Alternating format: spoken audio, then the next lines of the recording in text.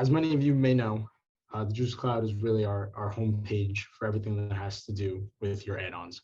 But I believe what would be best is to show you from part one. And if you have some, other people in your company that you would like to show this to, then that would be great too. So if you wanted to register, you do not have an account for the Juice Cloud, you can hit register now. And there's an easy form that you could fill out. When you fill this out, you're going to get an email confirming, and it's just going to bring you to the login screen here. And obviously we have the native functionality that you have on any login screen: forget password, register for access, remember me, and then your own login. So I'm just going to log in here. And I'm just going to switch over to my builder account because we have many accounts. But for you guys, you should by default land to your own page. Now, for me, this is my builder account. These are the active add-ons I have. It's going to, of course, look a little different for each one of you based off the add-ons that you are subscribed to. So I have my active add-ons here. I have some on trial add-ons here.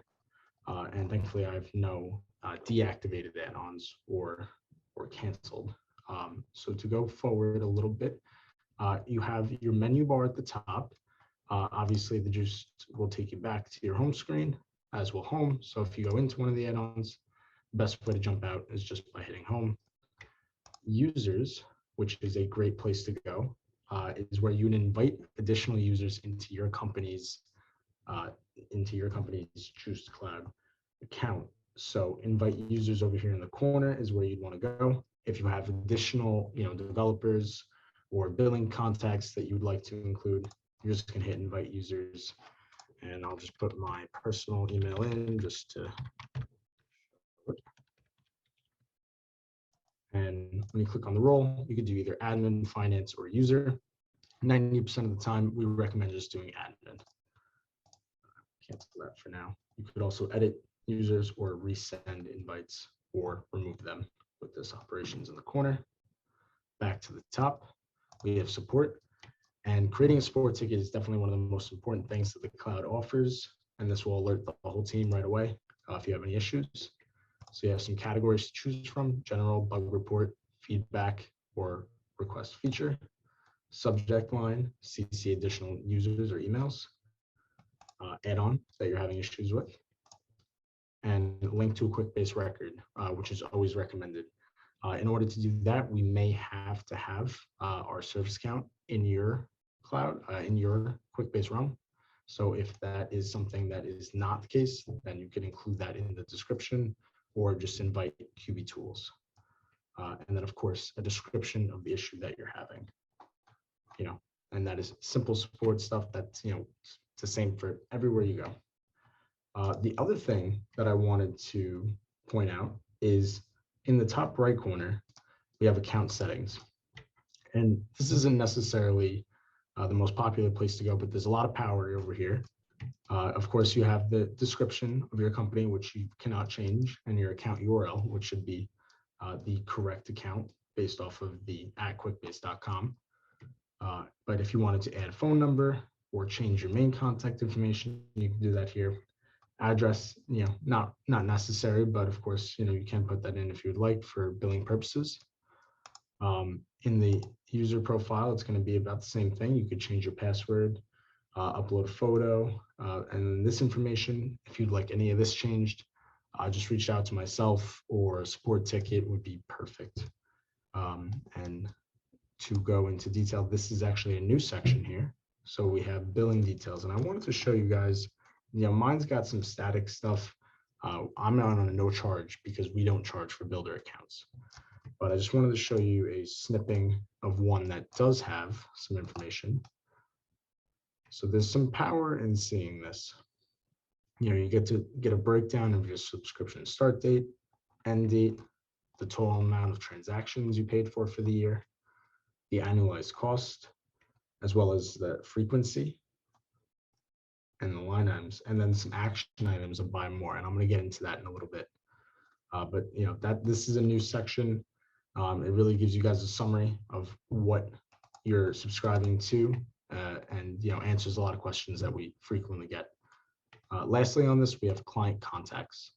If you wanted to just have a contact on our end that isn't there already, a lot of times a billing contact would be recommended, or just a secondary contact. If you plan on maybe moving on to a different company and you're the only contact we have, that's something else frequent that we have to change. And many times we have user tokens associated to individuals. So now that I went through the top bar, also register a new client, not something that many clients would have to consider. I'm going to just go through these. I'm not going to go through each tile today because I believe that it would be a little tedious to go through each one, but I'm just going to click on one and I'm going to go to QB signatures just to show you what's going on. In QB signatures and all add-ons, you'll see a description of the add-on, the authorized apps you have, the ability to authorize additional apps, and just a breakdown of what you already have. On the right over here, you have some pricing information that'll break down the base pricing, as well as additional usage pricing, so how much per pack if you needed to purchase more, and some bulk rates, which of course, if you're doing 2 million plus signatures, you'll get the best price. And here you see for me, I have no activities. Again, this is a builder account, but you would see your activities based off of what you're using. So you have a breakdown per month. And then this is a gauge graph, which I think I might have over here, but I might have to pull up another client to show you that. And then just the add-on subscription info. Again, this is blank right now, mainly because it's a builder account. I think, and Justin or Todd, correct me if I'm wrong, we should be saving the authorized new application for another office hours or a separate session. But we can go through adding signatures if we'd like. Each one of these wizard setups are a little bit different for each add-on because there's just a few different requirements for each add-on. But to go through the simple steps, each one will have 3 or 4 tabs. You'll have either use a token or enter a new one. Select one that you want, only one. When you hit next, you select the application. And for signatures, all you need to know is the table. There's nothing else you would select. So choose documents and finish. Our wizards are that easy. So when you do this, you actually get those fields created for you. Each wizard is different, so we're going to save that for a separate session, going through each individual wizard setup and what is required. But that's just a sample size for that. When you start a trial, sometimes there's caching in the Juice Cloud, so it doesn't exactly keep up. So you might see that it's in trial, but you believe it should be active, or you think you should see a trial and it still says start trial. So your first thought is to click start trial again. If you believe you've started the trial and you have successfully installed the add-ons into your applications, please be sure to hit this refresh button in the top. This will kind of run everything again and make sure the most up-to-date information is shown. If you still have an issue after doing that, then contact one of us or a support case, of course. That is definitely a huge thing to remember. This refresh button will give you the most up-to-date information, especially if you haven't logged in a while. Besides that, we have our office hours, which you guys are currently attending. So, feel free to use these as well. And we do hope to have some more explainer videos as well here in the future. So be sure to keep an eye out for the right side of the screen. Besides that, on your left side of the screen, you kind of just have a quick toggle menu on how to view some of your other add-ons. So if I wanted to just jump into one, it'll do that here.